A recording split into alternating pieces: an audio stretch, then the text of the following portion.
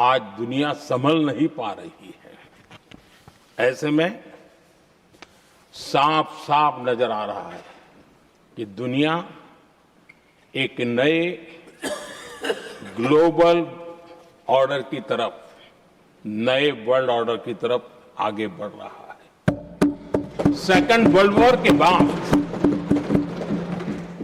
एक world order बना था, अब एक नए वर्ल्ड ऑर्डर की तरफ विश्व बहुत तेजी से आगे बढ़ रहा है। और सबसे बड़ी खुशी की बात है, सारी घटनाओं का अराजनीतिक तरीके से निष्पक्ष भाव से विश्लेषण करेंगे तो झुकाव भारत की तरफ है।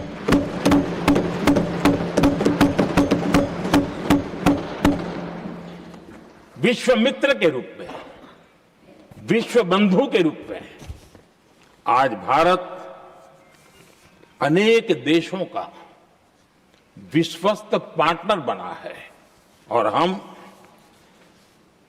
कंधे से कंधा मिला करके विश्व कल्याण की दिशा में भी अपनी उचित भूमिका निभा रहे हैं, अपने सामर्थ्य से सहाय भी कर रहे हैं। आदरणीय सभापति जी, आज पूरा विश्व ग्लोबल साउथ की चर्चा करता है, लेकिन उस चर्चा के सूत्रधार के रूप में आज भारत वैश्विक मंचों पर ग्लोबल साउथ की बुलंद आवाज बन गया है।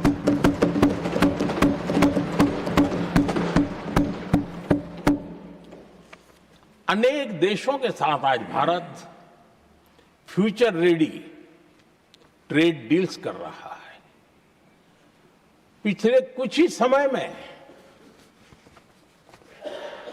दुनिया के महत्वपूर्ण 9 बड़े देशों के साथ 9 बड़े हमारे ट्रेड डील हुए हैं और उसमें मदर ऑफ ऑल डील एक साथ 27 देशों के साथ, यूरोपियन यूनियन के साथ।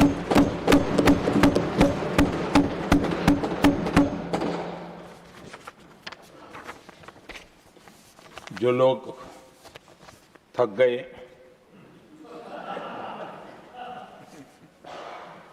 बेचारे चले गए, लेकिन कभी न कभी उनको जवाब देना पड़ेगा कि देश की ऐसी हालत कैसे बना के रखी थी कि दुनिया का कोई देश हमसे डील करने के लिए आगे नहीं आता था। आपने कोशिश की होगी, पीछे पीछे पीछे बहुत चक्कर लगाए होंगे, लेकिन किसी ने आपकी तरफ देखा भी नहीं होगा। क्या स्थिति ऐसे पैदा की? दुनिया के देश ऐसे ही भारत के साथ डील नहीं कर रहे हैं। आदरणीय सभापति जी, इसके पीछे सबसे बड़ी बात, डेवलप कंट्रीज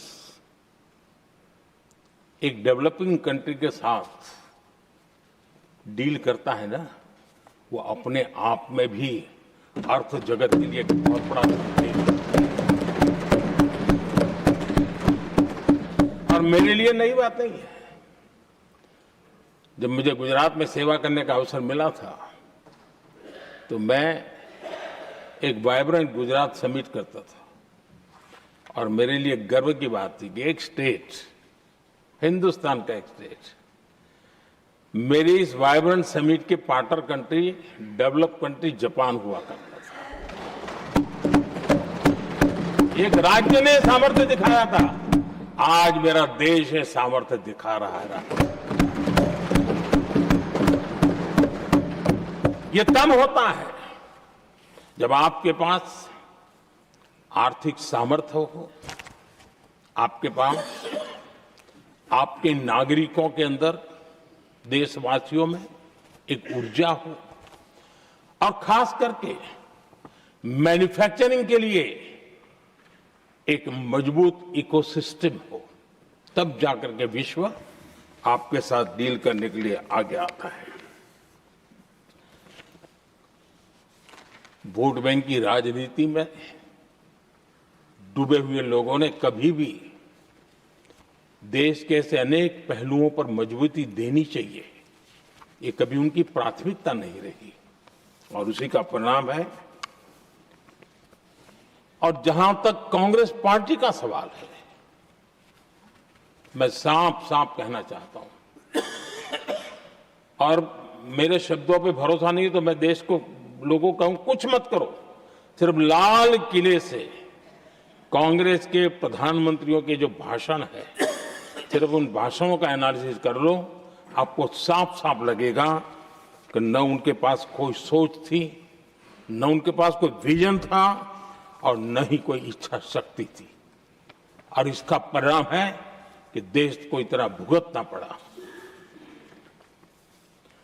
आदरणीय सभापति जी, मैं कोटि कोटि देशवासियों का आभारी हूं। उन्होंने सेवा करने का अवसर दिया। हमारी काफी शक्ति उनकी गलतियों को ठीक करने में जा रही है। दुनिया के मन में जो उनके समय की छवि है, उस छवि को धोने में मेरी ताकत लगती है। ऐसा बर्बाद करके रखा हुआ था और इस काम के लिए हमने फ्यूचर रेडी पॉलिसीज पर बल दिया है। और आज आपने देखा होगा, देश नीति के आधार पर चल रहा है, पॉलिसीज के आधार पर चल रहा है। एडोकिज्म को हमने त्याग कर दिया है और उसके कारण विश्व का विश्वास बनता है। हमने रिफॉर्म, परफॉर्म, ट्रांसफॉर्म के मंत्र को लेकर के आगे बढ़े और आज स्थिति ऐसी है कि देश रिफॉर्म एक्सप्रेस पर सवार हो चुका है।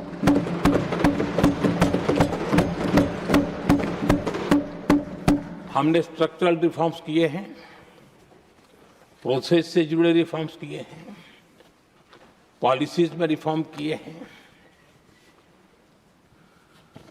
हमारा मैन्युफैक्चरिंग सेक्टर, हमारे उद्यमी ये सशक्त हो, भारत की हर चीज का वैल्यू एडिशन हो, उस दिशा में हमने प्रयास किया है। और मैं आज विश्वास के साथ कह सकता हूं, आज भारत विश्व के साथ स्पर्धा करने के लिए पूरी तरह तैयार है।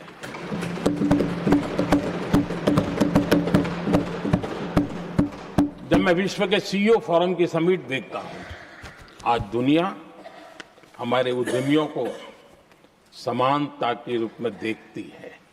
और जब पिछले दिनों सभी दलों के डेलीगेशन विश्व में गए थे, ये भाव उन्होंने भी अनुभव किया और आकर के मुझे सभी दल के माननीय सांसदों ने अपने अनुभव बता रहे थे, बड़ा गर्व से कह रहे थे कि हाँ, बराबरी से बात हो रही है। ये हमारे लिए अपने आप में बात है। आदरणीय सभापति जी, एमएसएमई का बहुत बड़ा नेटवर्क जितना सामर्थ्यवान होता है, वो लंबे अरसे तक इकोनॉमी को ताकत देता है। हमने उस दिशा में बल दिया और हमने कई रिफॉर्म्स किए हैं। आज हमारे एमएसएमई नेटवर्क पर दुनिया का भरोसा बढ़ रहा है। बड़े बड़े हो सकता है हम हवाई जहाज नहीं बनाते होंगे, लेकिन कई हवाई जहाज है जिसमें कई पुर्जे मेरे देश के छोटे छोटे एमएसएमई बना रहे हैं। आदरणीय सभापति जी, देश में हुए इन प्रयासों का नतीजा सबके सामने है।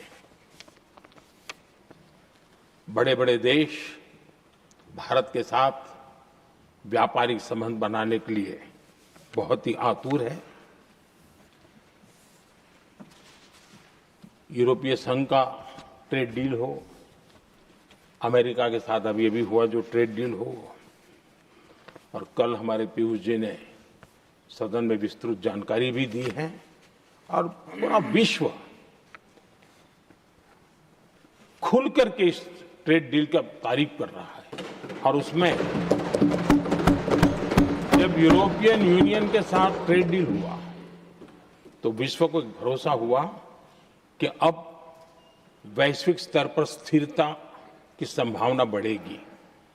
अमेरिका के साथ ट्रेड डील होने के बाद विश्व को और भरोसा हो गया कि जो स्थिरता की एहसास हो रहा था अब गति का भी एहसास होने लगा है। अब विश्व के लिए शुभ संकेत।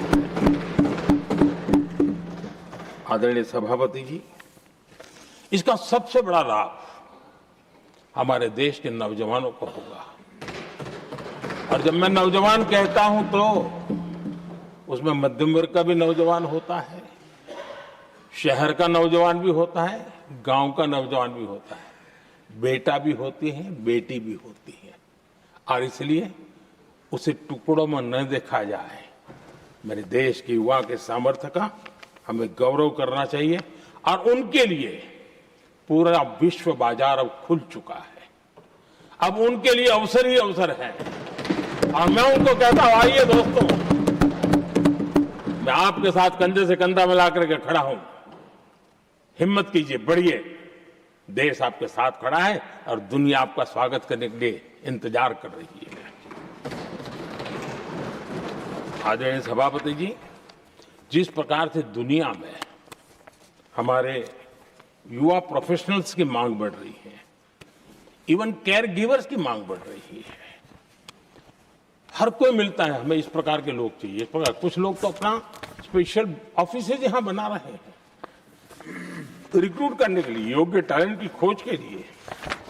इसका मतलब हुआ कि भारत के प्रोफेशनल्स के लिए भी विश्व में बहुत बड़े अवसर बन रहे हैं। आदरणीय सभापति जी, ये संसद का उच्च सदन, ये एक प्रकार से राज्यों का प्रतिनिधित्व करता है। और जो चर्चा की बारीकियां मैंने देखी, मेरा मन कहता है कि थोड़ा स्तर इसका ऊपर होना चाहिए था। और वहां से तो ज्यादा होना चाहिए। वो तो कितने साल तक सरकारों में रहे हैं, वहां से जरा चर्चा का स्तर ऊंचा होना चाहिए था। लेकिन उन्होंने ये मौका भी गंवा दिया। देश उन पर कैसे भरोसा कर सकता है। आदरणीय सभापति जी, मैं कल एक माननीय सदस्य को सुन रहा था। यूं तो वो अपने आप को राजा कहलाने में बहुत गर्व करते हैं, लेकिन वे आर्थिक असमानता की चर्चा कर रहे थे। बताइए, जो खुद को राजा माने और वो आर्थिक असमानता की बात करे, तो आपको लगता है कि क्या यही देखने के बाकी रह गए थे क्या? आदरणीय सभापति जी, हमारे टीएमसी के साथियों ने काफी कुछ कहा। जरा खुद को अपने गरेबा में देखें। निर्मम सरकार पतन के जितने भी पैरामीटर्स हैं, उन सब पैरामीटर्स में नए नए रिकॉर्ड बनाते जा रहे हैं और यहां उपदेश दे रहे हैं। क्या हाल करके रखा हुआ है। ऐसी निर्मम सरकार से वहां के लोगों का भविष्य अंधकार के अंदर डूब रहा है, लेकिन इनको कोई परवाह नहीं है। सत्ता सुख के सिवाय कोई आकांक्षा नहीं है और वे यहां उपदेश देते हैं। घुसपैठ, दुनिया का समृद्ध से समृद्ध देश भी अपने यहां गैर कानूनी नागरिकों को बाहर निकाल रहा है। हमारे देश में घुसपैठियों को बचाने के लिए अदालतों को तब तक प्रेशर पैदा किया जा रहा है। मेरे देश का नौजवान कैसे ऐसे लोगों को माफ करेगा जो घुसपैठियों की वकालत करने के लिए ताकत लगा रहे हैं। और घुसपैठिए मेरे देश के नौजवानों के हक छीन रहे हैं, उनकी रोजी रोटी छीन रहे हैं, आदिवासियों की जमीन छीन रहे हैं, बेटे बेटियों की जिंदगी पर खतरे पैदा हो रहे हैं। लेकिन उनके लिए महिलाओं पर अत्याचार होते रहे। सत्ता नीति के सिवाय कुछ करना नहीं, और वो यहां पर हमें उपदेश दे रहे हैं। और ऐसे चिंताजनक सभी विषयों पर आंखें मूंद करके बैठे हुए वो लोग हैं। एक हमारे माननीय सदस्य काफी कुछ बोल रहे थे, जिनकी पूरी सरकार शराब में डूब गई, जिनके शीश महल घर घर में नफरत का कारण बन गए, और शायद उनको ब्लैक शब्द ज्यादा पसंद है। हर एक अपना अपना एक भूतकाल होता है।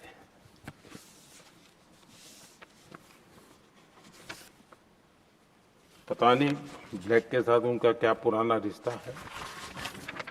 आदरणीय सभापति जी, ऐसे सभी साथियों से मैं आज जरूर कहूंगा, तुम कितना दुनिया को धोखा दोगे, तुम कितना दुनिया को धोखा दोगे। आईना देख लिया तो अपनी सच्चाई कहां छिपाओगे।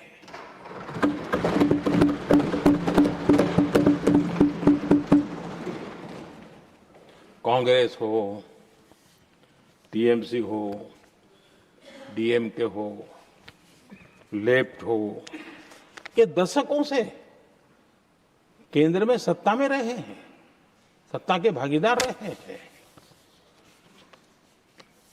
राज्यों में भी उनको सरकारें चलाने का अवसर मिला है, लेकिन उनकी पहचान क्या बनी। आज डील की चर्चा होती है तो गौरव से कहते हैं, तब डील की चर्चा होती थी तो बॉफोर्स डील याद आता था। ये डील होते थे।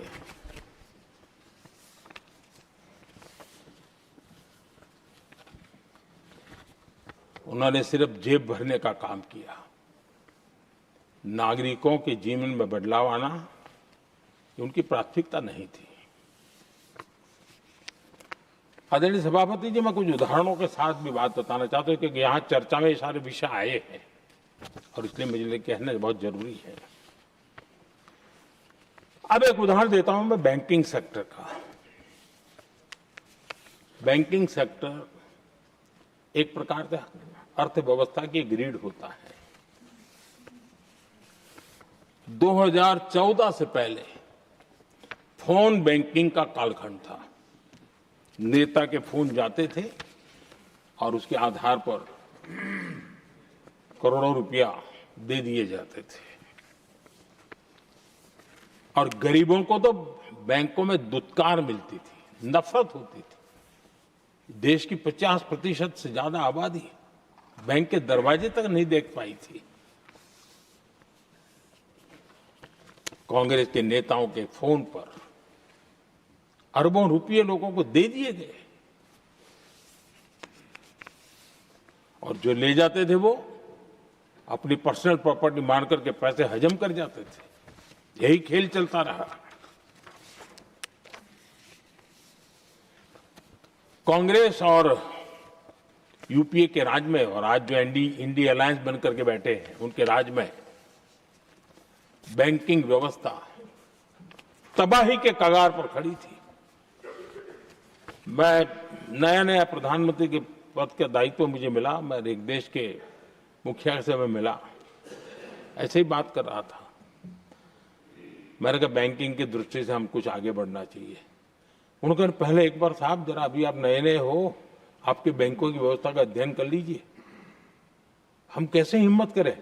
एक देश के नेता ने, कोई एक जानकारियां थी, उसने मुझे बताया यहां इनको कोई परवाह ही नहीं। यानी प्रकार से उन्होंने जिस प्रकार से बैंकिंग व्यवस्था को, एनपीए के पहाड़ खड़े हो गए थे। जहां भी देखो चर्चा चलती थी, एनपीए का क्या होगा, एनपीए का क्या होगा, कैसे बचेंगे।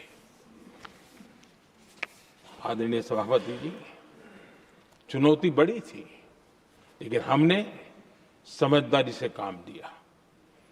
बैंकिंग व्यवस्था के सब कर्ता धर्ताओं को विश्वास में लिया। रिफॉर्म की आवश्यकता थी, हिम्मत के साथ रिफॉर्म किए। पारदर्शी व्यवस्था बनाई, ढेर सारे बैंकिंग रिफॉर्म्स हुए और जो सरकारी बैंक दुर्बल हो चुकी थी, ठीक नहीं चल पाती थी, उसको हमने बड़ी बैंक के साथ मर्जर कर दिया। और मुझे याद है किसी एक महाशय, बड़े अपने आप को विद्वान मानने वाले, ने लिखा था, अगर मोदी सरकार बैंकों में ये कर ले तो हिंदुस्तान का बहुत बड़ा रिफॉर्म हो जाएगा। वो काम मैंने आते ही कर दिए थे। आदरणीय सभापति जी, और इन सारी चीजों का नतीजा हुआ, बैंकों में जो बीमारी घर कर गई थी, उस बीमारी से बैंकों को मुक्ति मिली। बैंकों का स्वास्थ्य सुधरा, लगातार सुधरा, अभी भी तेजी से आगे दौड़ रहे हैं। और बैंकिंग का जब स्वास्थ्य सुधरा तो लेन देन का कारोबार भी उनका बढ़ा, लोगों को पैसे मिलने लगे, सामान्य व्यक्ति को पैसे मिले। ऐसे ऐसे गरीब लोगों को लोन मिले जिनके लिए कभी बैंक के दरवाजे बंद थे, बेचारा दूर से देख करके उसे जाना पड़ता था। आज मुद्रा योजना, मुद्रा योजना जो देश के नौजवान को अपने पैरों पर खड़े रहने की ताकत देता है, मुद्रा योजना जो स्वरोजगार की प्रेरणा देता है, लेकिन स्वरोजगार के भाषण के काम नहीं होता है, उसका हाथ पकड़ना पड़ता है, उसको साथ देना पड़ता है, उसको सहाय देनी पड़ती है। और हमने मुद्रा योजना के द्वारा 30 लाख करोड़ रुपया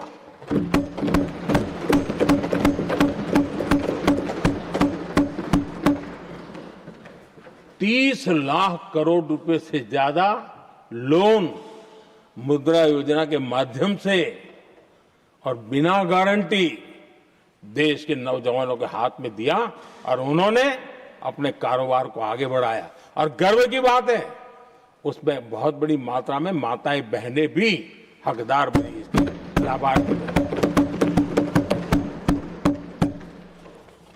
सेल्फ हेल्प ग्रुप, इन दिनों ग्रामीण महिलाएं बड़े सपने देखती हैं, खुद अपने पैरों पर खड़ा होना चाहती थी। विमेन सेल्फ हेल्प ग्रुप का हमने विस्तार तो किया ही किया, लेकिन 10 करोड़ बहनों को हमने सीधी आर्थिक मदद की व्यवस्था की।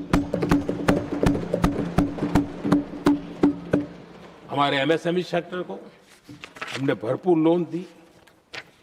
और मैं आज बड़े संतोष के साथ, बड़ी जिम्मेवारी के साथ इस पवित्र सदन में कहना चाहता हूं, हमने एनपीए जिसके पहाड़ हुआ करते थे 2014 के पहले, आज उसको हमने नीचे निम्न स्तर पर लाकर के खड़ा कर दिया। आज एनपीए 1% से भी नीचे है। ये अपने आप में बैंकों के स्वास्थ्य के लिए बहुत उत्तम काम हमने किया। इतना ही नहीं, हमारे बैंकों का प्रॉफिट आज रिकॉर्ड पर है, हाई रिकॉर्ड है उसके। ये अपने आप में देश की अर्थव्यवस्था को ताकत देने के लिए, बैंकिंग व्यवस्था मजबूत होती है तो बाकी अर्थव्यवस्था को भी मजबूती मिलती है। उस काम को कहेगा। आदरणीय सभापति जी, मैं एक और उदाहरण देना चाहता हूं। हमारे पीएसयूज, आमतौर पर पीएसयूज के संबंध में मान्यता बन चुकी थी, वो बनते ही हैं बीमार होने के लिए, वो बनते ही हैं बर्बाद होने के लिए, वो बनते ही हैं बंद होने के लिए। हमने इस पूरी मानसिकता को हकीकतों के आधार पर बदलने में सफलता प्राप्त की है। और ये लोग पीएसयूज को लेकर के कितनी गलत बातें फैलाते थे। अर्बन नक्सल की तरह ऐसे पीएसयूज के दरवाजे के बाहर मजदूरों की मीटिंग करके भड़काने का पाप करते थे, गुमराह करने का काम करते थे। इन्होंने LIC, state bank of India और भी एचएएल, ऐसे हर एक को बड़ा भला बुरा और इतना भद्दे तरीके से, जब उनकी सरकार थी तब तो ये इन चीजों को संभाल नहीं पाते थे, उसको कुछ कर भी नहीं पाते थे। आदरणीय सभापति जी, हमने इसमें भी हिम्मत दिखाई। हमने पीएसयूज के संबंध में भी रिफॉर्म्स किए, रिफॉर्म्स की एक लगातार परंपरा चलाई। आज एलआईसी बेस्ट तरीके से उसने पूरे कार्यकाल में अपना एलआईसी का जन्म हुआ तब तक उत्तम से उत्तम परफॉर्मेंस का कालखंड उसका गुजर रहा है। जिन पीएसयूज को कांग्रेस के नेता ताले लगवाने की कगार पर पहुंच चुका था और उसी पर अपनी राजनीतिक रोटी सेकने का प्रयास भी किया गया था, आज हमारे पीएसयूज रिकॉर्ड प्रॉफिट पर हैं।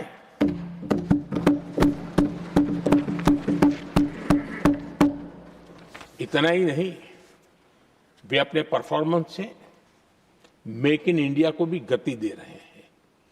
मेक इन इंडिया का जो सपना है उसका पूरा करने में वे भी एक बहुत बड़े कैटलिक एजेंट के रूप में आज भूमिका अदा कर रहे हैं। रिकॉर्ड संख्या में रोजगार बना रहे हैं। इतना ही नहीं, हमारे कुछ पीएसयूज आज विश्व के अंदर जा रहे हैं, विश्व में भी अपनी ताकत दिखा रहे हैं, विश्व के साथ जुड़ रहे हैं, दुनिया के कई देशों के विकास यात्रा में वो भागीदार बन रहे हैं। आज हमारे पीएसयूज को बहुत बड़े बड़े ऑर्डर देश से भी और देश के बाहर से भी मिलने लगे हैं। ये अपने आप में मैं जो कहता हूं ना, एक बहुत महत्वपूर्ण पड़ाव पर ये देश 25 साल है, उसका संकेत यहां नजर आता है। आदरणीय सभापति जी, कांग्रेस ने विश्वासघात करने के विषय में भी हमारे देश के अन्नदाता को भी नहीं छोड़ा। इस देश में 10 करोड़ किसान ऐसे हैं जिनके पास 2 हेक्टेयर से भी कम जमीन है, छोटे किसान हैं। उनकी तरफ कभी परवाह नहीं की गई, उनकी तरफ कभी देखा नहीं गया, नहीं उनके दिमाग में ये छोटे किसानों का कोई महात्म्य था। उनको लगता है कुछ बड़े लोगों को संभाल लिया तो गाड़ी चल जाएगी, और यही राजनीति करते रहे। आदरणीय सभापति जी, हमारे दिल में छोटे किसान के प्रति एक दर्द था। हम जमीनी हकीकतों से परिचित थे और उसी के कारण हम पीएम किसान सम्मान निधि योजना लेकर के और आप इतने कम समय में हमारे इन छोटे किसानों के खाते में 4 लाख करोड़ रुपया हमने दिया है। 4 लाख करोड़ रुपया आंकड़ा छोटा नहीं होता है आदरणीय सभापति जी, और उसने हमारे छोटे किसानों को एक नई ताकत दी है, नए सपने देखने का सामर्थ्य दिया है। और मुझे पक्का विश्वास है कि हमारा किसान उस दिशा में जरूर भारत की आशा अपेक्षा के अनुरूप परिणाम देगा।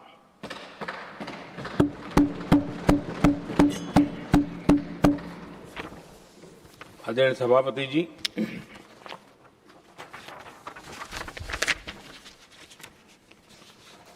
यहां कुछ साथियों ने इम्प्लीमेंटेशन के संबंध में शिकायतों का भाषण काफी किए। शायद वो तय करके आए थे कि ऐसा ऐसा बोलना है, तो इसमें तो उनका ऐलान दिखता था, बाकी में तो नहीं दिखता है। आदरणीय सभापति, जब ये इम्प्लीमेंटेशन को लेकर के इतनी बड़ी बड़ी बातें करते हैं, मैं एक जरा किस्सा सुनाता हूं। मैं किसी का भला बुरा कहने के लिए नहीं कर रहा हूं, मैं सिर्फ हकीकतें रख रहा हूं। परेशानी जिनको होगी उनको होगी, लेकिन तथ्य तो तथ्य ही होते हैं।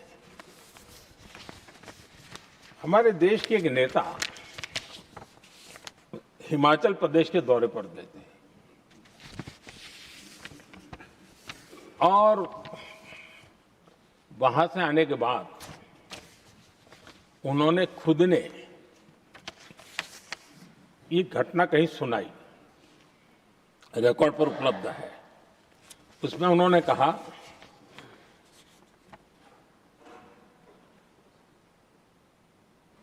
उस नेता ने क्या कहा, मैं उन्हीं के शब्द पढ़ रहा हूं। काफी लंबे समय तक मुझे योजना आयोग से संघर्ष करना पड़ा, क्योंकि वे पहाड़ी क्षेत्रों के लिए अलग योजनाएं बनाने को तैयार ही नहीं थे। मैं हिमाचल प्रदेश गई थी। जब मैं वापस आई तो मैंने योजना आयोग में कहा कि हमारे कामदारों को, वर्कर्स को जीप की जरूरत नहीं है, बल्कि खच्चरों की आवश्यकता है, ताकि कम से कम उन पर सामान आदि लादा जा सके। आगे उन्होंने कहा, लेकिन मुझे बताया गया हम पैसा तो जीप के लिए ही देंगे, क्योंकि खच्चरों के लिए पैसे देने की पॉलिसी नहीं है। इसी भाषण में आगे वो कहती हैं, अब वहां सड़कें ही नहीं थी। उनका कहने का कारण यह था कि हिमाचल में जहां वो गई और सड़कें ही नहीं थी। अब वहां सड़कें ही नहीं थी तो फिर उस पर जीप का क्या लाभ हो सकता है? जीप लेकर के कौन जाएगा जहां रोड नहीं है? लेकिन उस समय योजना आयोग का जोर था या तो जीप या तो कुछ भी नहीं। आदरणीय सभापति जी, ये भाषण किसी और का नहीं, ये कांग्रेस के वरिष्ठ नेता और तत्कालीन प्रधानमंत्री इंदिरा गांधी का भाषण है।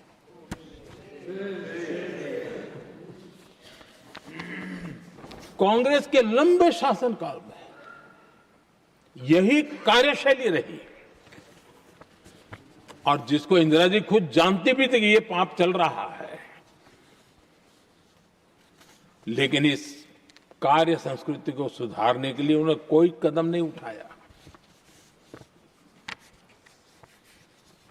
और इंदिरा गांधी जिस प्लानिंग कमीशन की धज्जियां उड़ा रही थी, उसके जन्मदाता उनके स्वयं के पिताजी थे। और प्लानिंग कमीशन को बना और इंदिरा जी ने जब कहा, उसके बीच में 2 दशक बीत चुके थे, लेकिन हाल यही था। और 2014 तक सब दुखी थे, सब परेशान थे, सब गलती देख रहे थे, लेकिन सुधार करने की तैयारी नहीं। 2014 के बाद जब आपने हमें मौका, और कांग्रेस ने जिस प्रकार से प्लानिंग कमीशन अटकाना, लटकाना, भटकाना वाली कार्यशैली बना दी थी, 2014 में जब हमें मौका मिला तो हमने आकर के काम किया, प्लानिंग कमीशन को खत्म कर दिया और नीति आयोग को। आज नीति आयोग बहुत तेज गति से काम कर रहा है। अब देखिए एस्पिरेशनल डिस्ट्रिक्ट, वो भी एक बड़ा प्रेरक उदाहरण है। और मैं तो देख रहा हूं कि डेवलपिंग कंट्रीज के लिए, विकास के लिए एक मॉडल के रूप में वैश्विक संस्थाएं इसको अनुमोदन दे रही है। ये एस्पिरेशनल डिस्ट्रिक्ट की ये सफलता बनी है। देश के कई जिले ऐसे थे जिसको पिछड़े मान करके छोड़ दिया गया था, और वहां करोड़ों लोगों की जो मौलिक जरूरतें थी उसको भी नकार दिया गया था। उनको तो ऐसे ही जीने के लिए मजबूर कर दिया गया था। और जो पिछड़े इलाके थे वो और पिछड़े होते गए और बर्बादी आती गई। और हालत तो सरकार में ऐसी थी कि जब किसी को पनिशमेंट ट्रांसफर करनी होती थी, पनिशमेंट पोस्टिंग देना होता, तो ऐसे ही जिलों में भेजा जाता था ताकि और खराब करे वो। ये हाल बन गया था, ये वर्क कल्चर बन गया था। हमने इस स्थिति को बदला। सबसे पहला आग्रह किया, यंग होनहार अफसरों को लगाया जाएगा और पूरा 3 साल का मौका उसको दिया जाए काम करने का। एक के बाद हम निर्णय किए। और आज देखिए किसी समय छत्तीसगढ़ का हमारा बस्तर एस्पिरेशनल डिस्ट्रिक्ट में था, आज वो बस्तर पूरे देश में बस्तर ओलंपिक के नाम से चर्चा में है।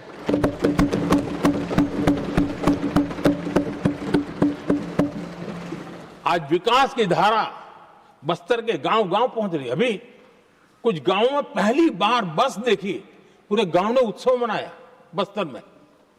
ये परिस्थितियां छोड़ करके गए हुए हैं लोग, और यहां पर पता नहीं किस प्रकार से देश को कहां ले जाना चाहते हैं लोग। आदरणीय सभापति जी, इम्प्लीमेंटेशन क्या होता है, ये एस्पिरेशनल डिस्ट्रिक्ट एक बहुत बड़ा शानदार उदाहरण है। ऐसे तो सैकड़ों उदाहरण हैं, लेकिन मैं कहने के लिए इसको उल्लेख कर रहा हूं। कांग्रेस के हमारे साथियों को ये जो बदलाव आ रहा है उसमें इम्प्लीमेंटेशन नजर नहीं आ रहा है, और उनका तो एक ही वो प्लानिंग कमीशन वाला मॉडल है, जीप और खच्चर वाला मॉडल, यही वो लोग जानते हैं, उससे आगे कुछ नहीं जानते। और ये इम्प्लीमेंटेशन कैसे करते हैं?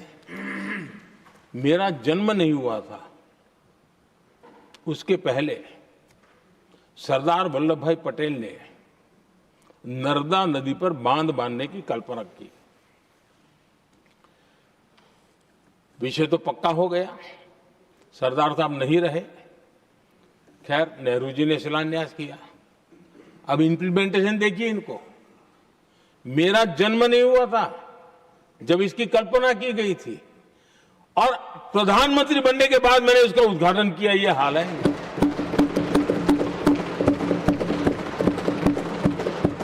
और उनका इम्प्लीमेंटेशन देखिए, मुझे मुख्यमंत्री रहते हुए 3 दिन अनशन पर बैठना पड़ा था नर्मदा सरदार सरोवर डैम के लिए, मेरे राज्य के किसानों के लिए। मैंने अपने आप को दांव पर लगा दिया था, तब जाकर के भारत सरकार को झुकना पड़ा, और तब जाकर के सरदार सरोवर डैम के कंस्ट्रक्शन को गति मिली, और यहां मैं पहुंचा तब मुझे उसका उद्घाटन करने का सौभाग्य मिला। और आज कच्छ तक हावड़ा बीएसएफ के लोग जहां बैठते हैं वहां तक नर्मदा का शुद्ध पानी पीने के लिए पहुंच रहा है। इंप्लीमेंटेशन क्या होता है? और यहां पर इम्प्लीमेंट किसी ने शब्द पकड़ा दिया, हर एक के मुंह से वही निकल रहा था। हमने कांग्रेस की कार्यशैली को बदलने के लिए, जब मैंने देखा कई ऐसे काम थे अटके पड़े हुए, कोई पूछने वाला नहीं थे फाइलों में, और पॉलिटिकल फायदे के लिए अनाउंसमेंट कर दिए, दिए जला दिए, पत्थर लगा दिए, करना कुछ नहीं। आखिरकार मैंने एक टेक्नोलॉजी वाला प्लेटफॉर्म बनाया यहां आकर के, प्रगति के नाम से। ये प्रगति प्लेटफॉर्म का मैं उदाहरण देता हूं, आप हैरान हो जाएंगे। मुझे एग्जैक्ट याद नहीं है, लेकिन शायद हिमाचल में एक ट्रेन उन्होंने पार्लियामेंट में घोषित की थी, शायद ऊना और कोई। मेरे आने तक वो कागज पर भी उसका ड्राइंग नहीं बना था, बताओ, और चुनाव जीतने के लिए वो घोषणा कर दी। प्रगति के अंदर मेरे सामने विषय आया, ऐसे कई विषय मेरे सामने आए, और उस प्रगति के अंदर हमने एक एक प्रोजेक्ट क्यों अटके हुए, कॉस्ट किस डिपार्टमेंट की काम में क्या मुसीबत आई है, किसने गलत तरीके से इसको आगे बढ़ाया, और बजट तो बढ़ता ही गया था। जो योजना 900 करोड़ में होनी थी वो 90,000 करोड़ तक पहुंच जाए, ये हाल करके रख दिया था इन्होंने। हमने एक टेक्नोलॉजी प्लेटफॉर्म बनाया, हर महीने बैठा, अभी मैंने 50वां एपिसोड पूरा किया उस मीटिंग का, और लगातार उस काम करते करते और संबंधित राज्यों को भी बिठाया, उनकी कठिनाइयों को भी समझा, उसके इम्प्लीमेंटेशन में कौन मिनिस्ट्री का परेशानी हो रही है, किस स्टेट की परेशानी हो रही है, किस कानून की परेशानी हो रही है, हर एक की बारीकी से देखा। और आज मैं गर्व से कह सकता हूं कि इस प्रगति के इम्प्लीमेंटेशन को बारीकी से प्रधानमंत्री के स्तर पर देखे जाने के कारण 85 लाख करोड़ रुपीस का काम को गति मिली। 85 लाख करोड़ रुपीस के काम, आप कल्पना कीजिए, देश की कितनी बड़ी शक्ति को अनलॉक किया हमने। इंप्लीमेंटेशन कैसे होता है ये हमने करके देखा है। रेल हो, रोड हो, सिंचाई हो, ग्रामीण कोई व्यवस्था का काम हो, इन सारी चीजों को हमने इसमें लिया। अब जैसे जम्मू उधमपुर श्रीनगर बारामूला रेल लाइन, आज ये प्रोजेक्ट पूरा हुआ, और बर्फबारी में इन दिनों आपने देखा एक वीडियो बहुत पॉपुलर हुआ है, बर्फ के बीच में थे, चारों तरफ बर्फ की चादर छाई हुई है और वंदे भारत ट्रेन निकल रही है और लोग कहते हैं गलती मत करना, ये तो विदेश है, ये हिंदुस्तान है, ये रील चल रहे हैं बाजार में।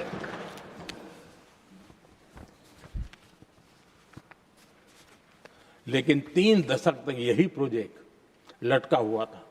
3 दशक, 30 साल, आप कल्पना कर सकते, 2 पीढ़ी आगे बढ़ जाए, ये यहीं के अटके पड़े थे। हमारी सरकार ने इसको पूरा किया।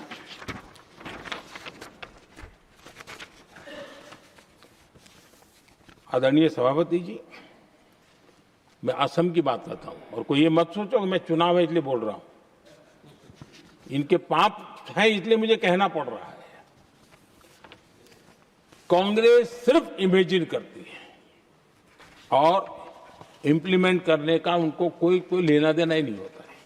अब असम का बोगीबिल ब्रिज, ये बोगीबिल ब्रिज अरुणाचल और असम को जोड़ने वाला बहुत महत्वपूर्ण ब्रिज, कितने ही सालों तक ये प्रोजेक्ट लटका रहा। हमने प्रगति के माध्यम से इसको रिव्यू किया और असम सहित पूरे नॉर्थ ईस्ट को बहुत बड़ी सुविधा वाला ये काम हमने पूरा किया। आदरणीय सभापति जी,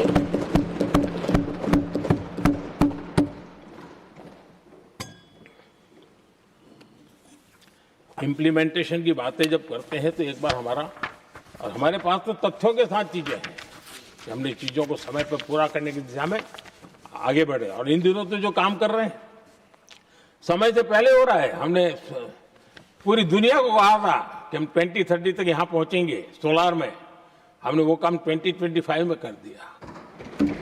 हमने इथेनॉल का समय तय किया था, हम उसमें भी 2-3 साल पहले ही काम पूरा कर लिया। तो एडवांस में हम काम पूरा करने का इंप्लीमेंटेशन की ताकत हमारे से उससे भी ज्यादा है। आदरणीय सभापति जी, भाजपा हो, एनडीए हो, हमारा अप्रोच, चीजों की तरफ देखने का हमारा दृष्टिकोण, समस्या के समाधान के लिए हमारी सोच और कांग्रेस के बीच में आसमान जमीन का अंतर है, बहुत फर्क है। मैं आपको उदाहरण देता हूं।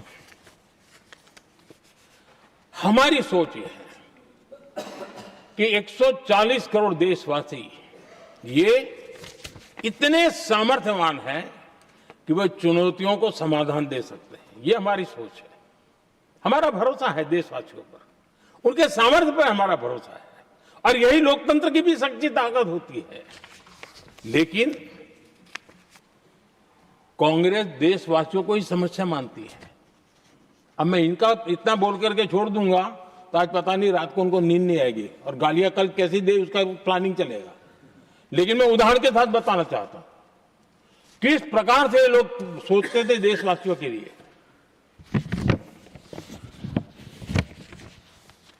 देश के लोगों के बारे में नेहरू जी और इंदिरा जी की सोच क्या थी, मैं उसके विषय में बताना चाहता हूं। इंदिरा जी एक बार ईरान गए थे और ईरान में वो भाषण दे रही थी और उस भाषण में उन्होंने नेहरू जी के साथ जो बातचीत हुई थी उसका उल्लेख किया। खुद ने कहा है, उन्होंने कहा, और मैं जो इंदिरा जी ने कहा था उसको कोट कर रहा हूं, जब किसी ने मेरे पिताजी से पूछा, यानी नेहरू जी से पूछा कि उनके सामने कितनी समस्याएं हैं, तो उन्होंने उत्तर दिया था 35 करोड़। नेहरू जी ने जवाब दिया था कि उनके सामने कितनी समस्याएं हैं, बोले 35 करोड़। उस समय हमारे देश की जनसंख्या थी 35 करोड़। अब आगे देखिए, 35 करोड़ देशवासी नेहरू जी को समस्या लगते थे। ऐसा कोई मुखिया हो सकता है क्या जी? और इस बात का उदाहरण देते हुए इंदिरा जी ने आगे कहा कि आज देश की जनसंख्या 57 करोड़ है इसलिए मेरी समस्याओं की संख्या भी उतनी ही बड़ी है। यानी पिताजी को 35 करोड़ समस्या वाले देशवासी लगते थे, अब 57 करोड़ उनको समस्या। कोई ऐसा हो सकता है जो अपने ही देशवासियों को समस्या माने? ये फर्क है उनकी सोच और हमारी सोच में, ये फर्क है उनके अप्रोच और हमारे अप्रोच में।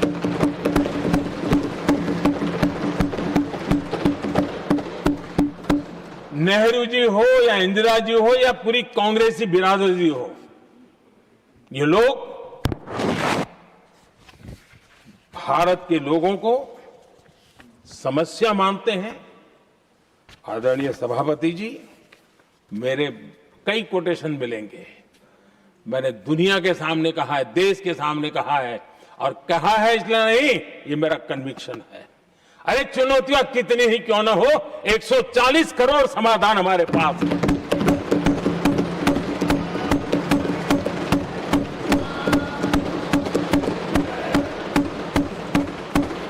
हमारे लिए देशवासी समर्थक की पूंजी है। हमारे लिए हर देशवासी भारत का उज्जवल भविष्य का नियंता है, निर्माता है, कर्ता धर्ता है। हम उसको समस्या कैसे कह सकते हैं? ऐसी सोच वाले लोग अपने परिवार का ही भला करेंगे और किसका करेंगे? आदरणीय सभापति जी, देश के लोगों का अपमान करते रहना एक कांग्रेस के स्वभाव में पड़ा हुआ है, उनके संस्कारों में पड़ा हुआ है। कांग्रेस ने बीते दिनों राष्ट्रपति जी का अपमान किया। चुनाव के बाद जिस प्रकार से हमारे राष्ट्रपति जी के लिए शब्द कहे गए हैं, शर्मिंदगी महसूस होती है कि ये कैसे लोग हैं? भारत के राष्ट्रपति के लिए क्या बोल रहे हैं लोग? आदरणीय सभापति जी, कल लोकसभा में भी राष्ट्रपति जी के अभिभाषण पर चर्चा नहीं हो पाई। ये राष्ट्रपति पद, उसका घोर अपमान किया है। उनको संविधान शब्द मुंह में बोलने की अधिकार नहीं रहता है। जो लोग गरीबी से निकली हुई एक महिला, आदिवासी परिवार से आई हुई एक महिला,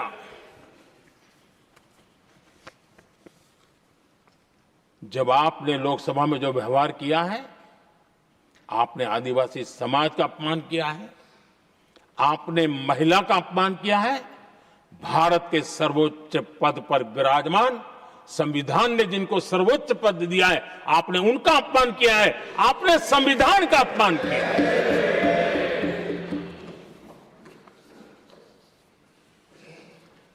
आदरणीय सभापति जी, उनको कुछ भी लगता हो, कांग्रेस को ये गुनाह Honorable members, it is now 6 p.m. If the House agrees, we may sit beyond 6 p.m. till disposal of the motion of thanks and the presidential address. Do I have the leave of the House to extend the sitting beyond 6 p.m.? Thank you. आदरणीय सभापति जी, समय बढ़ाने के लिए मैं आपका और सदन का बहुत आभार व्यक्त करता हूं।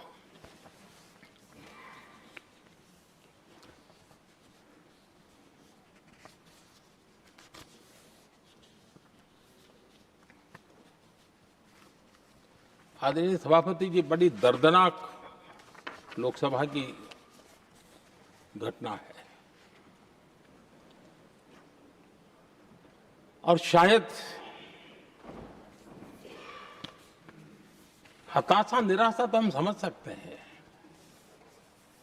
लेकिन इसके लिए देश के पवित्र लोकतंत्र के मंदिर को ही इस रूप में कर देना,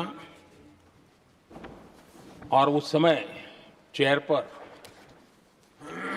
असम के ही हमारे एक माननीय सांसद बैठे थे, और उस समय कागज फेंके गए, टेबल पर चढ़ दिया गया। क्या ये नॉर्थ ईस्ट का अपमान नहीं है? क्या असम के नागरिकों का अपमान नहीं है? कल फिर दोबारा किया उन्होंने, और उस समय आंध्र के दलित परिवार का बेटा चेयर पर बैठा था, उसने उसको भी अपमानित किया।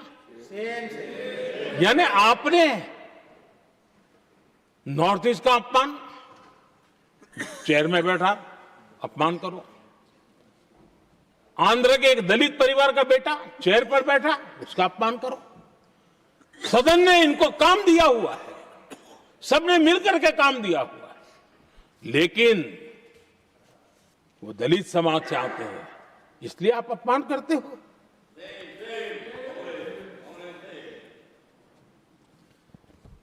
और ऐसा लगता है कांग्रेस के लोगों को असम की जनता के प्रति बड़ी नफरत है। उनको लगता है कि उसकी जनता ने उनका साथ छोड़ दिया, मतलब उनके दुश्मन हो गए। क्या कभी लोकतंत्र में ऐसे सोचते हैं क्या? मुझे तो तब बहुत पीड़ा हुई थी जब भारत रत्न भूपेन हजारिका जी, जो कि इस देश के बहुत ही सम्मानीय व्यक्तित्व है जी, आज भी घर घर में उनको स्मरण करते हैं लोग। उनके प्रति जो भक्ति का भाव है आप कल्पना नहीं कर सकते, लेकिन उनको इसकी भी कोई परवाह नहीं है।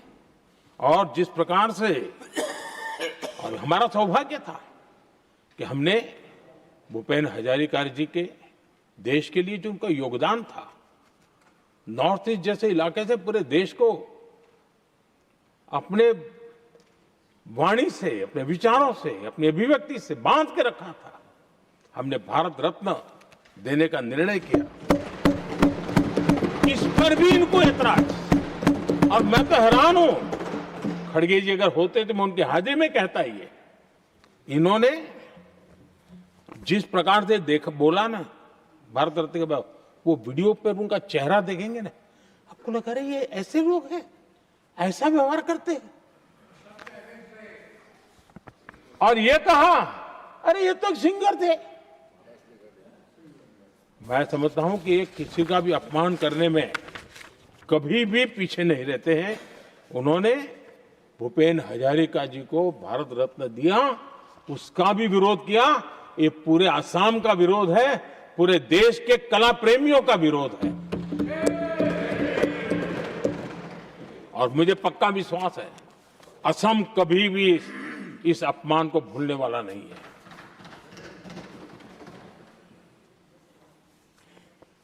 आदरणीय सभापति जी, कल जो घटना घटी, इसी सदन के एक माननीय सांसद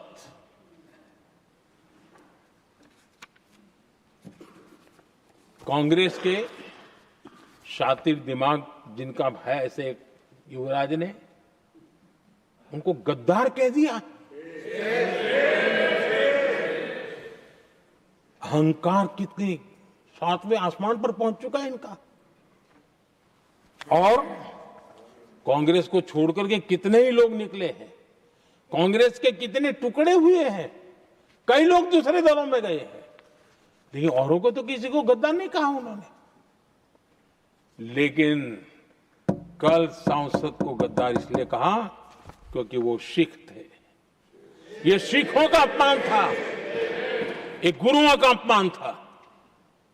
और कांग्रेस के अंदर जो कूट कूट करके सिखों के प्रति नफरत भरी पड़ी है ना, उसका वो अभिव्यक्ति थी। और इसी सदन के माननीय सांसद है वो, और उनको जरा भी दर्द नहीं, वरना आज खड़े होकर के कह सकते थे कि कल जो हुआ इसी सांसद की गरिमा के अनुरूप नहीं था, हमें खेद है। एक शब्द तो बोल लेते, लेकिन सिखों के प्रति उनके मन में जो नफरत भरी पड़ी है, और इसी के कारण उन्होंने कल, और जिसका परिवार देश के लिए शहादत देने वाला परिवार के वो सदस्य हैं, उन्हें अपने राजनीतिक विचारों में परिवर्तन किया, इसलिए गद्दार हो गए। और ये गद्दार शब्द छोटा नहीं है। मेरे देशवासी को कोई गद्दार कहे, ये कैसे देश सहन करेगा? और वो भी ये सिख है इसलिए गद्दार कहना, बहुत दुर्भाग्य की बात है। और ऐसे लोग कांग्रेस को नहीं डुबाएंगे तो क्या करेंगे?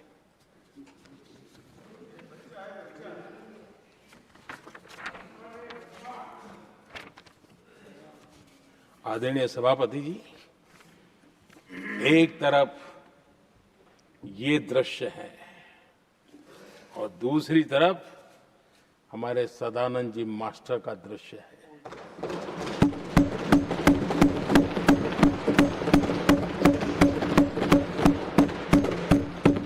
राजनीतिक विद्वेष के कारण उनके दोनों पैर काट दिए गए। भरी जवानी में दोनों पैर काट दिए। कटे हुए पैर से जिंदगी गुजार रहे हैं, लेकिन संस्कार इतने ऊंचे हैं कि वाणी में भी अपशब्द नहीं निकलता है, बर्तन में भी कटुता नजर नहीं आती। गर्व होता है। और कल जब उनका पहला भाषण हो रहा था सदन में, और उन्होंने जब अपने बेंच पर आपसे इजाजत लेकर के अपने कटे हुए पैर के लिए वो जिस लीम का उपयोग करते हैं, आर्टिफिशियल लीम का, उन्होंने जब रखा, वो दृश्य देश के लिए पीड़ादायक था कि इस देश में ऐसा ही बंधारण की बातें करने वाले इंडिया अलायंस के लोग, और ये इंडिया अलायंस पूरा जिम्मेवार है इसके लिए, वैचारिक असहमति के कारण एक नौजवान के, और वो भी एक टीचर, शिक्षक के प्रति गर्व से, आदर से देखा जाता है, उसके पैर काट दे। लेकिन उनको कोई खेद नहीं है, उनको कोई दर्द नहीं है। लेकिन मैं मास्टर सदानंद जी को हृदय से अभिनंदन करता हूं कि उन्होंने जिस प्रकार से इतनी भयानक हमले के बाद भी देश की सेवा का अपना व्रत जारी रखा और आज देश की नीति निर्धारण में अंदर अपना योगदान दे रहे हैं। ये गर्व की बात है।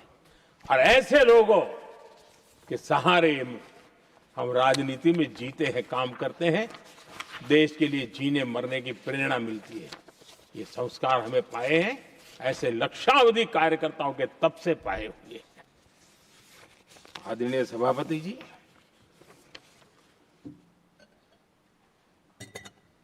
इन दिनों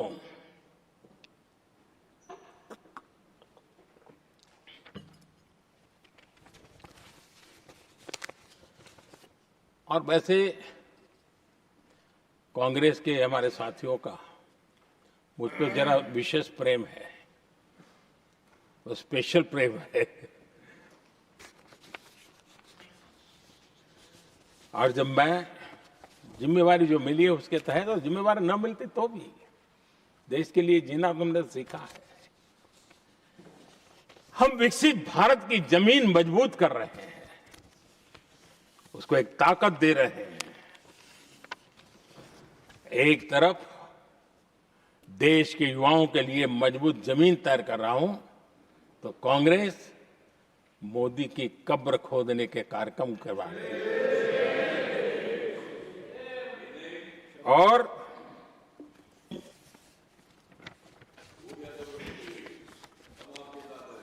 मोहब्बत की दुकान खोलने वाले मोदी तेरी कब्र खुदेगी के नारे लगा रहे हैं जी।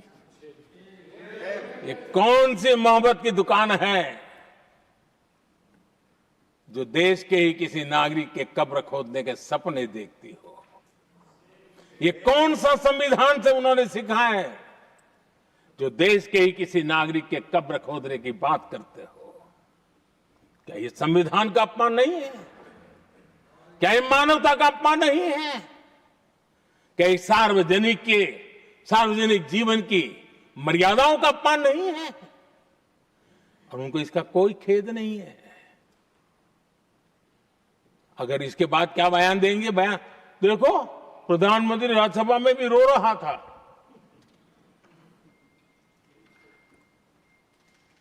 किस प्रकार के संस्कार और वृत्तियों से पले बड़े लोग हैं ये। आदरणीय सभापति जी, मेरे लिए कोई अनुभव मेरा बहुत पुराना है। 2002 से जब वे विपक्ष में थे तब से, और 2004 से जब वो सत्ता में आए तब से, और 2014 से मैं जब यहां आया तब से, पिछले 25 साल से संसद का एक भी सत्र ऐसा नहीं गया, मोदी संसद का सदस्य नहीं था, एक भी सत्र ऐसा नहीं गया जिसमें इस सदन के अंदर मोदी को गाली देने का काम न किया हो इन लोगों ने। 25 साल। और मुझे किसी ने पूछा था, मोदी जी आपके स्वास्थ्य का क्या राज है? मैंने कहा मैं डेली 2 किलो गाली खाता हूं।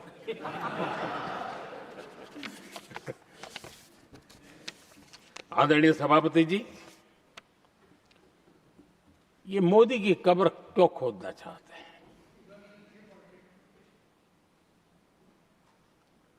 ये सिर्फ नारा नहीं है, ये इनके भीतर पड़ी हुई नफरत का प्रतिबिंब है, इसकी अभिव्यक्ति है। और वे इसलिए हैं, हमने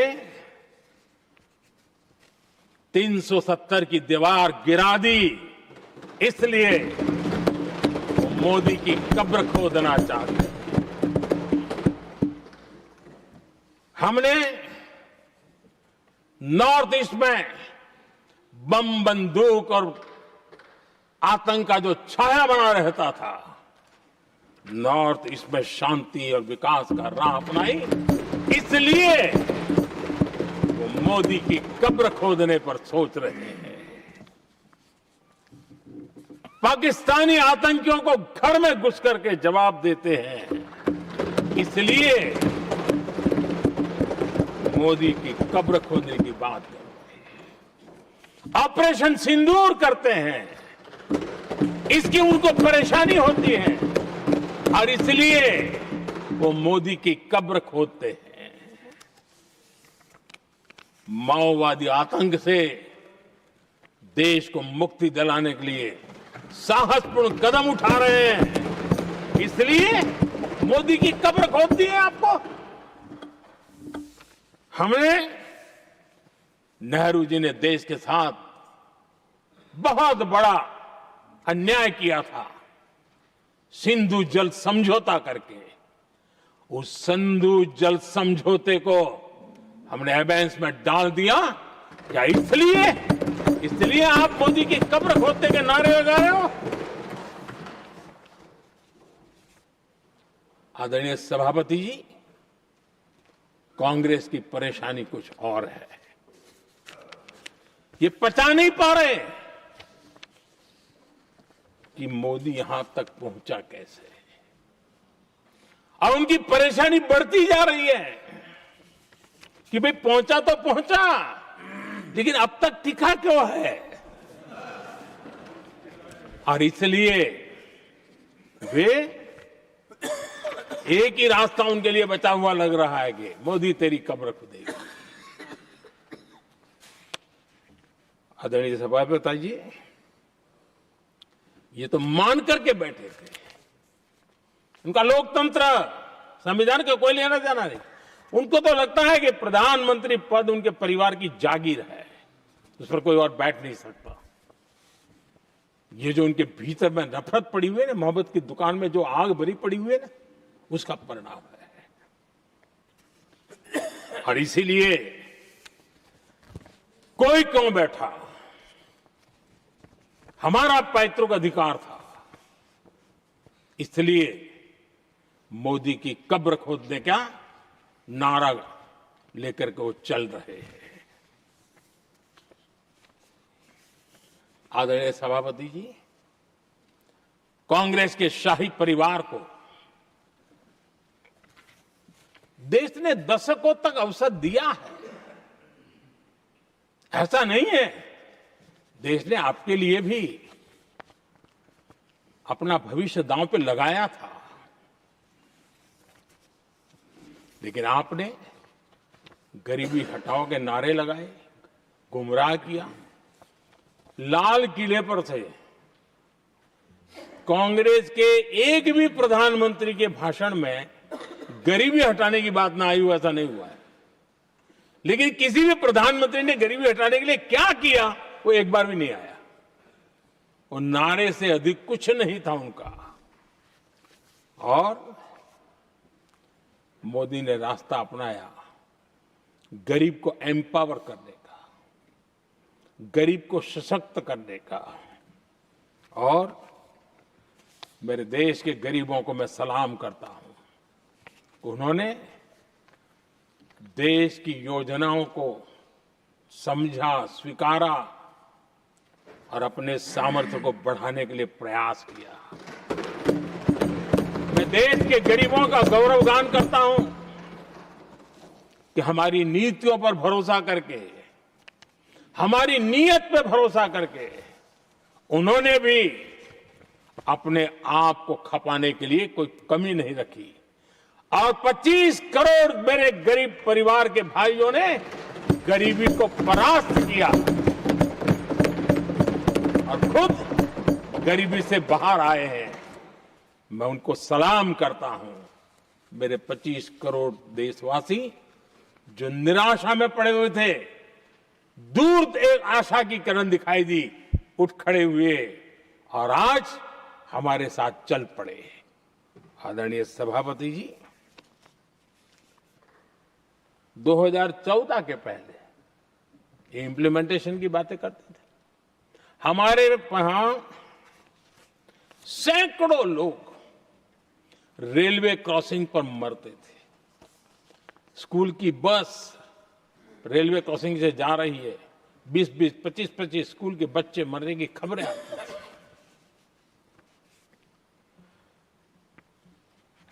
अनमैन्ड रेलवे क्रॉसिंग, वो इतना बड़ा काम नहीं था कि नहीं कर सकते थे।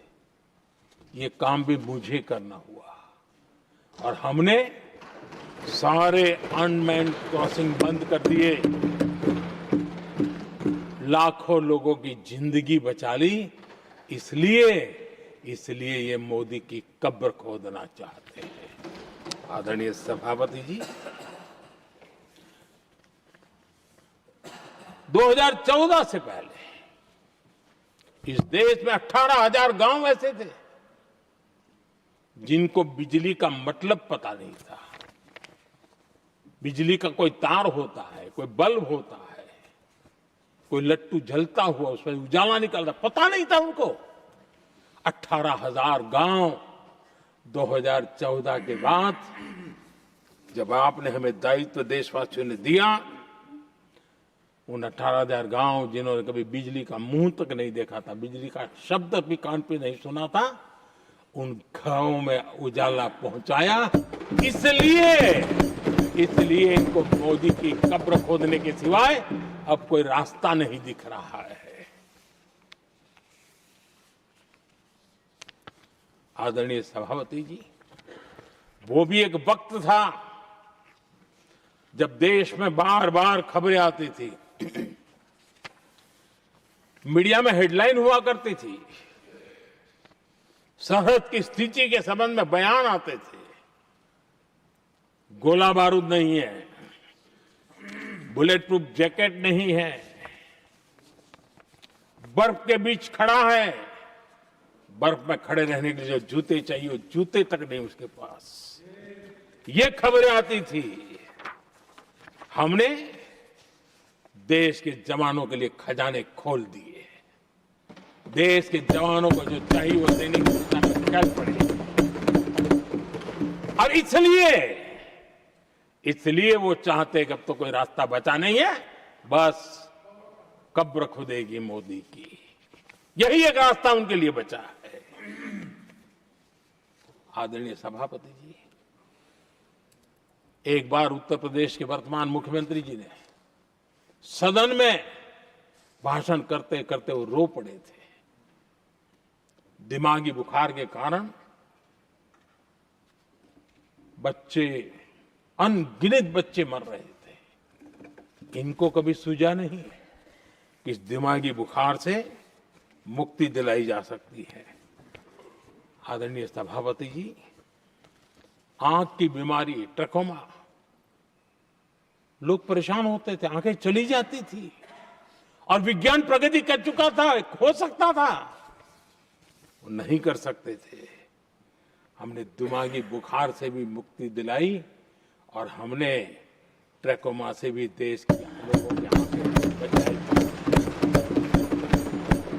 यही सफलताएं हैं, यही संवेदनशीलता है। समाज के लिए जीने मरने का यही संकल्प है। पल पल, तिल तिल समाज के लिए बिताना, घिसना, झलना, वो उनको परेशान कर रहा है। तब जाकर के मोदी तेरी कब्र खुदेगी, ये मंत्र लेकर के चल रहे हैं, ये सपने देख करके चल रहे हैं और बातें लोकतंत्र की करते हैं। मोहब्बत की दुकान के साइन बोर्ड लगाते हैं। क्या सार्वजनिक जीवन में ऐसी नफरत होती है? आदरणीय सभापति जी, इनकी सरकार रिमोट से चलती थी, मेरी सरकार भी रिमोट से चलती है। 140 करोड़ देशवासी मेरा रिमोट है।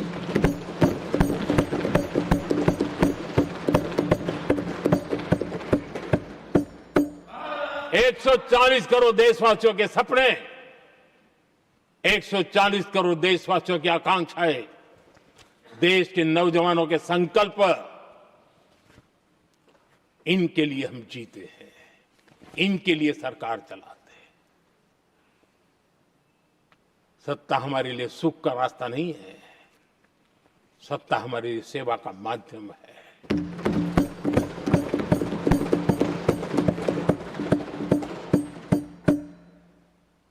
'मुद्रा योजना' लाखों करोड़ों की मदद मिली, स्वरोजगार को बल दिया। कांग्रेस ने कभी स्टार्टअप कल्चर को प्रमोट ही नहीं किया। कुछ सैकड़ों में स्टार्टअप बेचारे अपने, उनको पता भी नहीं था। और इनका तो हाल ये है आदरणीय सभापति जी, अपने घर के स्टार्टअप को भी वो लिफ्ट नहीं कर पा रहे।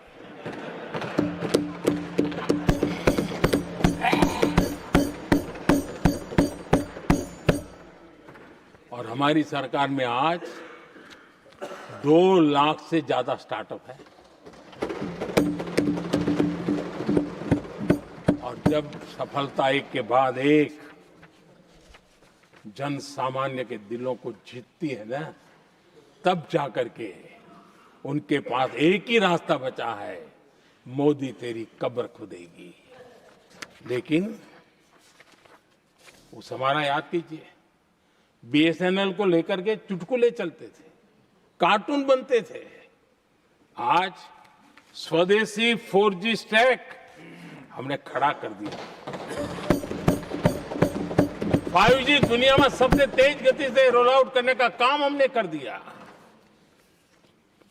कम्युनिकेशन की नई जनरेशन, नई टेक्नोलॉजी, नई सोच, इसको हमने आगे बढ़ाया।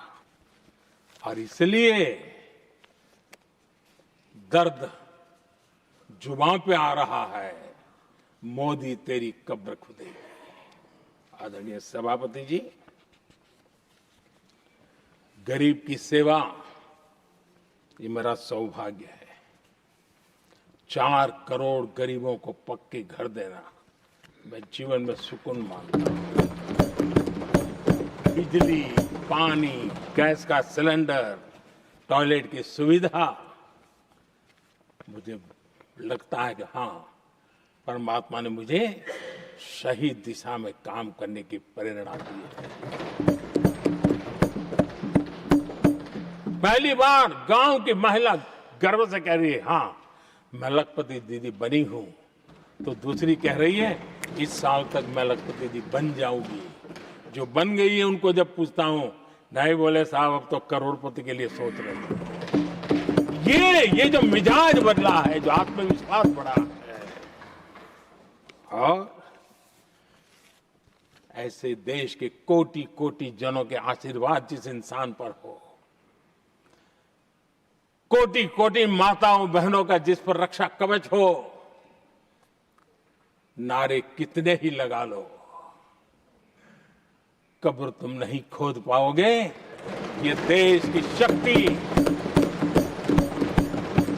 आशीर्वाद रूपी कवच, माताओं बहनों का मेरे प्रति जो भाव रहा है, जिस श्रद्धा भाव से मैंने माताओं बहनों की सेवा करने का काम किया है, जिनको कोई पूछता नहीं था उसको मोदी पूजाता है।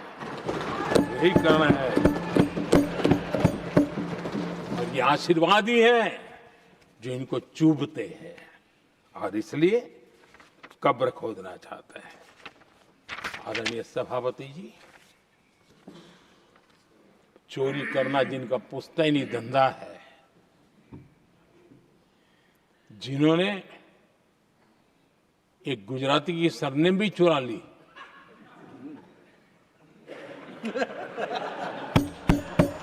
महात्मा गांधी की सरनेम चुरा ली, ये लोग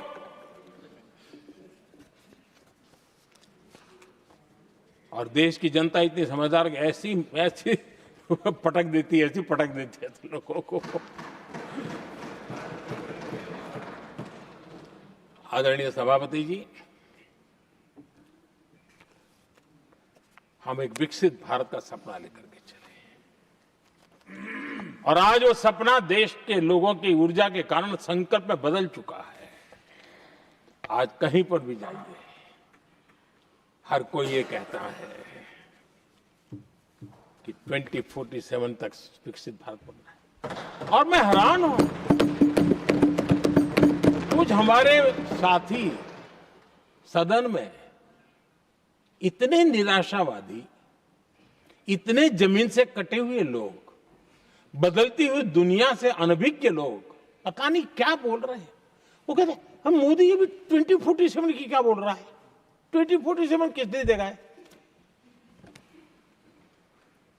हमारे देश के लिए, आजादी के लिए जो लड़ते थे, जो फांसी के तख्त पर चढ़ जाते थे, जो लाठियां खाते थे, गोलियां खाते थे, जो काला पानी की सजा के लिए अंडमान निकोबार की सेल्यूलर जेल में जिंदगी बिता देते थे, लक्षावधि नौजवान अपने पढ़ाई का, भविष्य का सोचे बिना, कोई परवाह किए बिना सिर्फ देश के लिए सोचने के लिए निकल पड़े थे। क्या उन्होंने कभी ये सोचा होता कि यार हमारे कालखंड में तो आजादी मिलेगी नहीं, कि मैं क्यों करूं? तो क्या देश कभी आजाद होता? ये इतने निराशावादी लोग हैं कि जब मैं डिजिटल इंडिया की बात करता था, मैं फिनटेक की चर्चा करता था, मैं यूपीआई की बात करता था, तो ये कहते थे अरे इस देश में गरीब आदमी मोबाइल फोन पर कैसे पैसे का कारोबार करेगा? 3 साल के भीतर भीतर देश ने दिखा दिया ये हो सकता है। और मैं हैरान था जिस दिन ऐसा भाषण संसद में हुआ, देश का मीडिया भी, मैं भी, ऐसे लोग, उनकी जो इकोसिस्टम है वो नाच रही थी कि देखिए मोदी को तगड़ा जवाब दिया। मोदी ने जवाब नहीं दिया। आपके हाथ में मोबाइल फोन जब यूपीआई से चलता है, काम करता है ना, तो जवाब अपने आप मिल जाता है।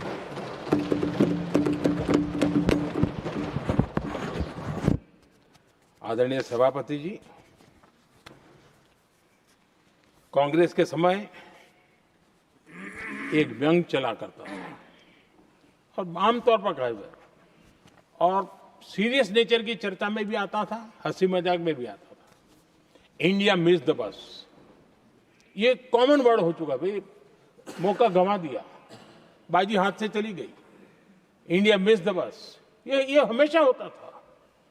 आदरणीय सभापति जी, आज भारत कोई बस मिस नहीं कर रहा है, आज भारत काफिले का नेतृत्व कर रहा है।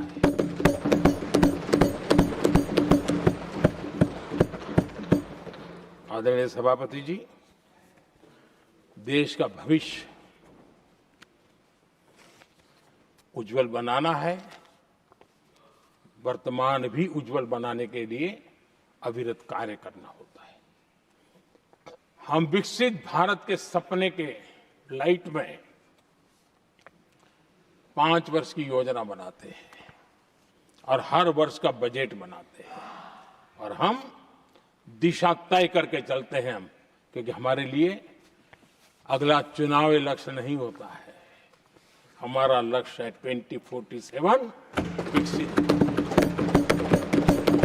अरे चुनाव तो आएंगे जाएंगे, मेरा देश अजरा अमर रहने वाला है और हम देश की युवा पीढ़ी के हाथ में समृद्ध हिंदुस्तान देने का सपना लेकर के चले। जिन बच्चे जो आज जो घर में बालक है ना, उनको भी मैं देख करके कह सोचता हूं कि मैं इसके हाथ में ऐसा हिंदुस्तान दे करके जाऊं ताकि हमें अपने काम का संतोष हो। 2047 क्यों 2047 क्यों ये बातें करते हैं।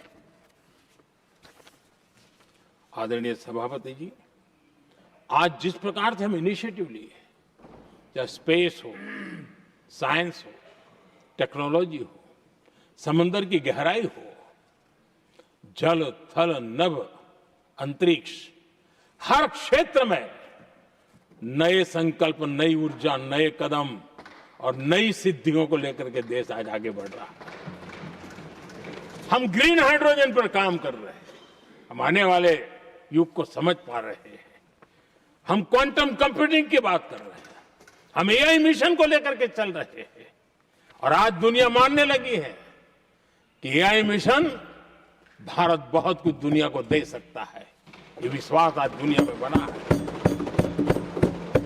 आज दुनिया में क्रिटिकल मिनरल, रेयर अर्थ राजनीतिक हथियार बन गया है। हम उस पर फोकस कर रहे हैं ताकि कभी भारत को किसी के पास हाथ फैलाने की नौबत ना आ जाए।